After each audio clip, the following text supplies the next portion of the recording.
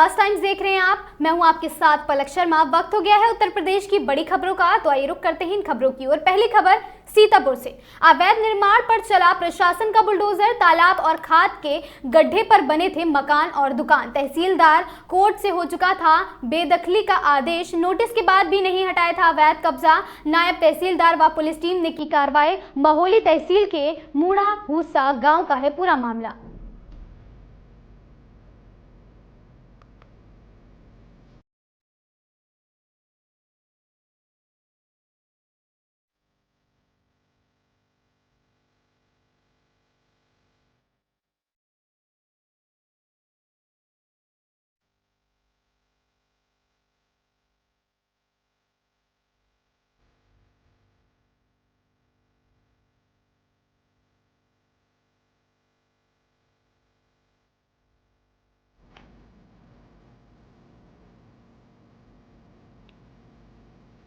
अगली खबर सोनभद्र से है। 3 दिन से लापता विवाहिता का शव मिलने से क्षेत्र में मचा हड़कंप। घर से 2 किलोमीटर दूर जंगल में साड़ी के फंदे से के सहारे लटका हुआ मिला शव देख परिजनों में मचा हड़कंप। परिजनों ने बताया बीते दिन 3 दिनों से घर से लापता थी विवाहिता। काफी खोजबीन के बाद भी विवाहिता का नहीं चल सका था पता। ग्रामीणों ने जंगल में पेड़ से लटकता हुआ शव देखकर घर वालों को दी सूचना। घर वालों की सूचना पर पहुंची पुलिस ने शव को कब्जे में लेकर पोस्टमार्टम के लिए भेज दिया है। पुलिस मामले की हर पहलू से जांच में जुटी है। पिपरी थाना क्षेत्र के पाटी गांव का है मामला।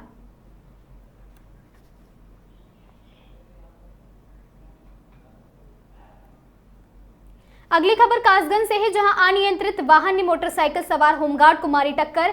चांडी चौकी से नहर के किनारे वाले मार्ग पर अपने घर जा रहा था होमगार्ड। टक्कर लगने के बाद 3 घंटे से लापता है होमगार्ड। लापता होमगार्ड को तलाश करने के लिए 3 घंटे से नहर में प्रशासन का रेस्क्यू ऑपरेशन जारी। घटनास्थल पर क्षेत्राधिकारी के साथ भारी पुलिस बल मौके पर।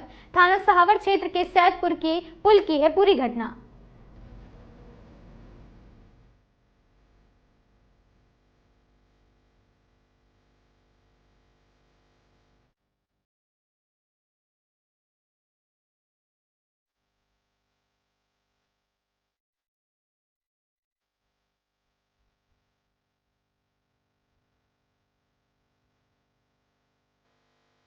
निकले तो क्या नाम है आपका? अवनीश कुमार। अब ये क्या पूरा मामला है? मामला ये था, मेरे धान गड़े सुबह पिताजी मेरे 9 बजे घर से निकले, खाना खा के चारी के पुल पर ड्यूटी करने गए थे। मैंने फोन किया था, पिताजी हाथ बहलेगी, वो बोल रहे थे मैं लेट आऊँगा थोड़ा। ऑन ड्यूटी पे थे, ड्यूटी करके आ रहे थे, ड्रेस में थे, फुल ड्रेस में थे, ड्यूटी करके आ रहे थे। मेरे यहाँ नहर है, उस पर टक्कर हुई है। टक्कर के साथ जो हुआ है अभी तक नहीं मिले मेरे पिताजी। अब 9 बज गए, 3 घंटे हो गए, अभी तक कोई सुनवाई नहीं हुई है। अब कुछ भी करो तुम। 2.5 घंटे हो गए मैं फोन करने के बाद, पुलिस बाद में आई है। उसके बाद पुलिस टेंडर लेकर चली गई, यहाँ कोई सुनवाई नहीं है। पूरा मामला कहाँ का है? दौरीपुर, यहाँ दौरी का पुल है, गाँव सैदपुर मेरा। सावर के पास। रहने वाले कहाँ के हैं? सैदपुर के। ड्यूटी कहाँ करते हैं? सावर थाने में ड्यूटी थी, लेकिन यहाँ चांडी के पुल पे ड्यूटी कर रही थी।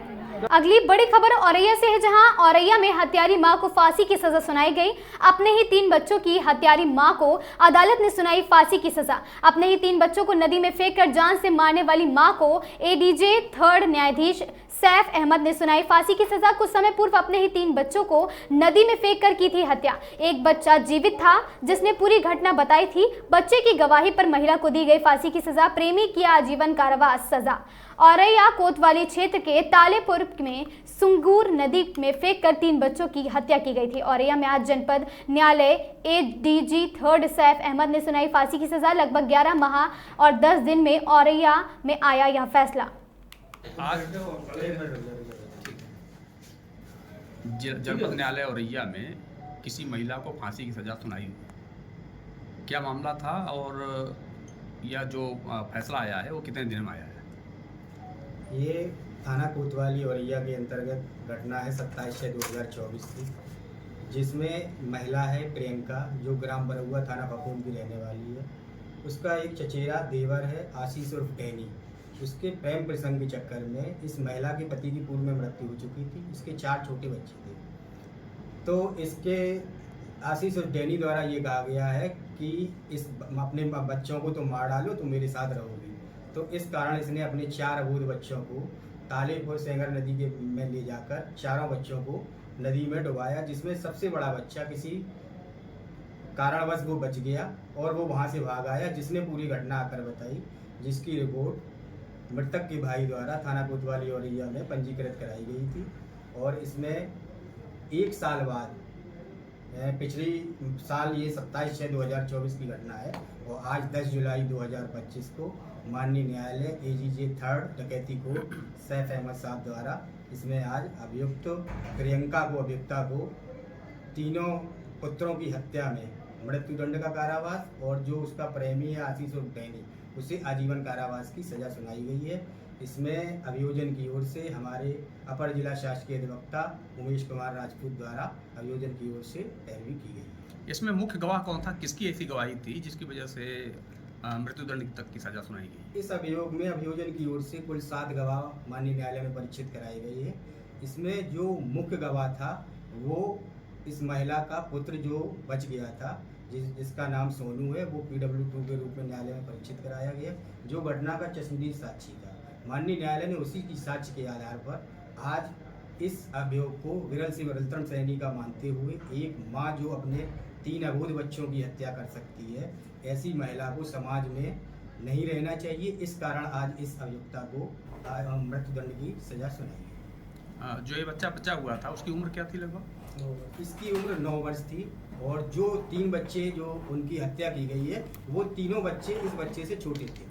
पीलीभीत में श्रावण मास में कानून व्यवस्था के दृष्टिगत पुलिस अधीक्षक ने नगर क्षेत्र में पैदल गश्त कर सुरक्षा व्यवस्थाओं का लिया जायजा। अपर पुलिस अधीक्षक विक्रम दहिया द्वारा गौरी शंकर मंदिर का स्थलीय निरीक्षण किया गया। इस दौरान जनता से संवाद करते हुए पुलिस की उपस्थिति उत्तर करता हुआ दिलाया गया भरोसा। CCTV व्यवस्था व सुरक्षा बल की तैनाती की समीक्षा की गई। क्षेत्राधिकारी नगर प्रभारी निरीक्षक थाना सुनगढ़ कोतवाली पुलिस बल के साथ नगर क्षेत्र में प्रमुख चौराहे और बाजार सार्वजनिक स्थलों पर पैदल गश्त की गई। अपर पुलिस अधीक्षक द्वारा पुलिस बल को सतर्क रहते प्रत्येक गतिविधि पर नजर रखने का संवेदनशील स्थान व विशेष सतर्कता बरतने के निर्देश दिए गए हैं।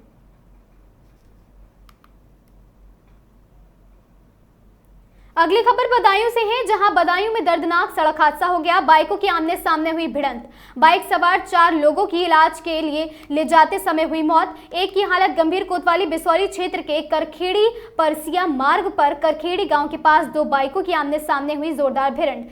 4 मृतक एक ही गांव के रहने वाले हैं। पुलिस ने शवों को कब्जे में लेकर पोस्टमार्टम के लिए भेज दिया है। घायलों को जिला अस्पताल में किया गया रेफर। हालत लगातार गंभीर बताई जा रही है।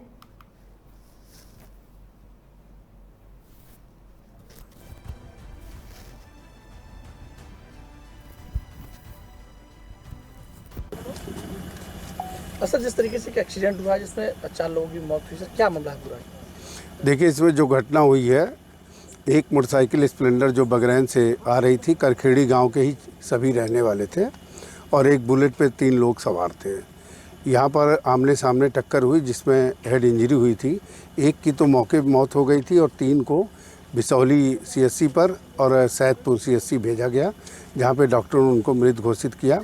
और एक जो घायल था उसकी स्थिति नाजुक थी, उसको जिला चिकित्सालय भेजा गया। चूँकि 4 लोगों की इसमें मौत हुई है, एक ही गांव के रहने वाले हैं ये लोग।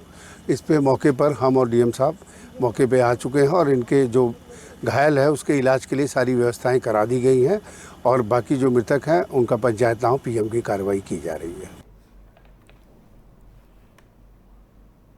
खुदानगंज थानेदार ने गुंडों की भांति थाने में बंद कर पूरी तरह पीटा। एक युवक को पत्नी छुड़ाने गई तो उसके साथ अभद्रता करते हुए जाति सूचक गालियां देकर भगाया। शाहजहांपुर पुलिस का अमानवीय चेहरा एक बार फिर से सामने आया है। थानेदार और उसके साथ उसके ही थाने के सिपाहियों के द्वारा रास्ते में राहगीरों को थाने लाकर अमानवीय पद पर हदें पार करते हुए बुरी तरह से पिटाई की गई। ग्रामीणों को पता चला तो लोगों में गुस्सा देखने को मिला। पुलिस ने भी भांप लिया। इस बार मामला उल्टा पड़ सकता है। बताते चले कि पुलिस ने रात 11 बजे पुलिस ने विनय को थाने के बाहर फेंक दिया। ग्रामीण उसे उठाकर ले गए। विनय ने गांव में पूरी बात बताते हुए पुलिस की करतूत बताते हुए वैसे तो आए दिन इस प्रकार के मामले सुनते थे, लेकिन आज हम ही शिकार हो गए, ऐसा कहा है। इस मामले में तिलहर CO ने कहा कि मामला संज्ञान में आया है, जांच कर अधिकारियों को रिपोर्ट भेजी जाएगी। वहीं थाना अध्यक्ष ने कहा कि चोरी के मामले में बुलाया गया था, मारपीट का आरोप निराधार है।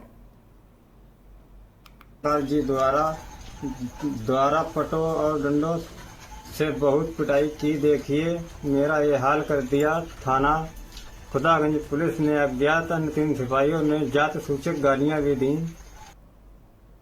जौनपुर में ट्रैक्टर मैकेनिक की गोली मारकर हत्या। दुकान से घर आते समय गोली मारकर की गई हत्या।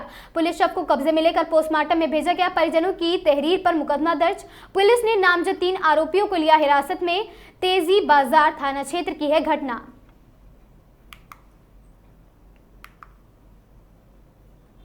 प्रख्यात साहित्यकार साबिर हुसैन के जन्मोत्सव के अवसर पर 72वीं जयंती समारोह का हुआ आयोजन। साहित्यकार साबिर हुसैन ने के सुपुत्र फारूक व आसिफ को किया गया सम्मानित। लखीमपुर जिले के पलिया तहसील निवासी गुदड़ी के लाल प्रख्यात बाल साहित्यकार व कथाकार स्वर्गीय साबिर हुसैन की 72वीं जयंती के अवसर पर पलियार्ट समिति की ओर से पलिया के संपूर्ण नगर रोड स्थित पलिया मॉन्टेसरी स्कूल प्रख्यात साहित्यकार साबिर हुसैन का 72वां जन्मोत्सव हर्षोल्लास के साथ मनाया गया।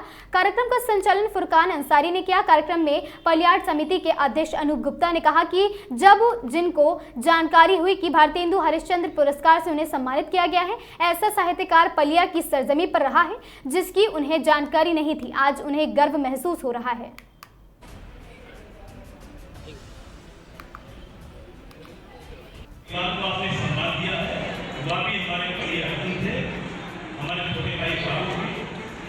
उन्होंने मुझे थोड़ा बताया उनके पास जानकारी मिल रही है, लेकिन इस शहर में कोई भी प्रतिभा जिसने हमारे क्षेत्र का, हमारे शहर का नाम रोशन करने का काम किया होगा, हमारा पूरा पलिया शहर को वंदन करेगा, नमन करेगा, प्रणाम करेगा और उनको पलिया रत्न से नीचे कभी नहीं मानेगा और उनके परिवार को हम लोग पलिया रत्न से भी बढ़कर मानेंगे।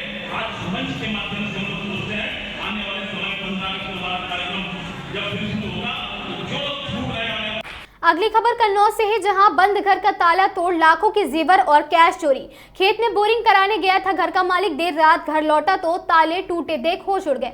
सूचना पर पहुंची पुलिस ने शुरू की पड़ताल। सदर के देविन टोला मोहल्ले के दीपक का घर बना चोरों का निशाना।